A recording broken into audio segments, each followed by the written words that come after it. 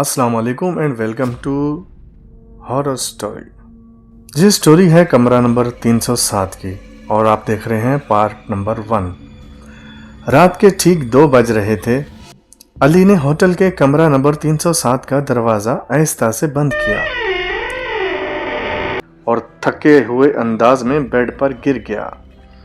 वो पूरा दिन सफ़र करके आया था, इसलिए उसे फौरन नींद आ गई। लेकिन कुछ ही देर बाद ठक ठक ठक दरवाजे पर दस्तक हुई। अली की आंख खुली, उसने घड़ी देखी।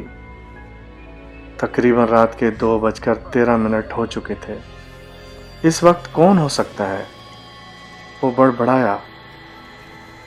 वो दरवाजे के करीब गया और ऐसा से पूछा, कौन है? कोई जवाब नहीं आया। उसने दरवाजा खोला।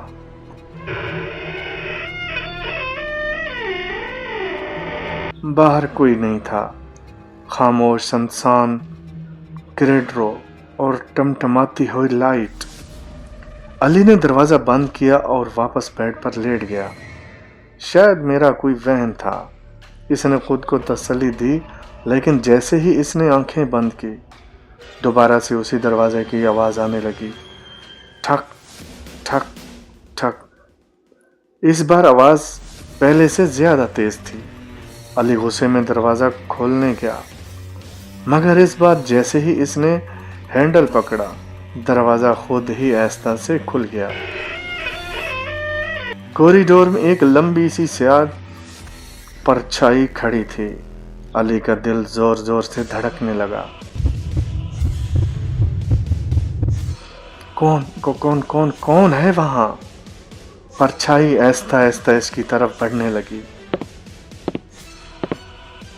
और अचानक लाइट बंद हो गई। पूरा फ्लोर अंधेरे में डूब गया। अली ने फौरन दरवाजा बंद किया और अंदर भागकर लाइट ऑन की। वो पसीने में भीग चुका था। ये सब क्या हो रहा है? इसी लम्हे इसकी नजर कमरे के आईने पर पड़ी।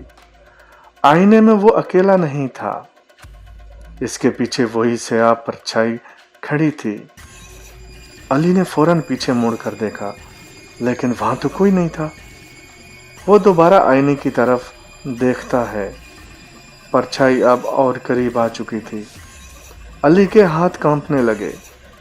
वो दरवाजे की तरफ भागा, मगर दरवाजा लॉक हो चुका था।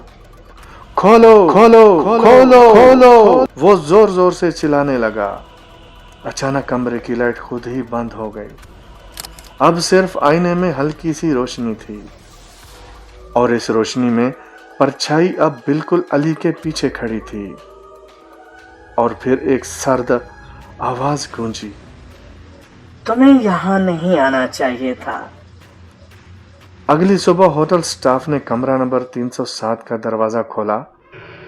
कमरा बिल्कुल खाली था। सिर्फ आईने पर एक जुमला लिखा था, अब वो मेरे साथ है। कहानी का दूसरा पार्ट देखने के लिए चैनल को सब्सक्राइब, लाइक और कमेंट्स जरूर करें।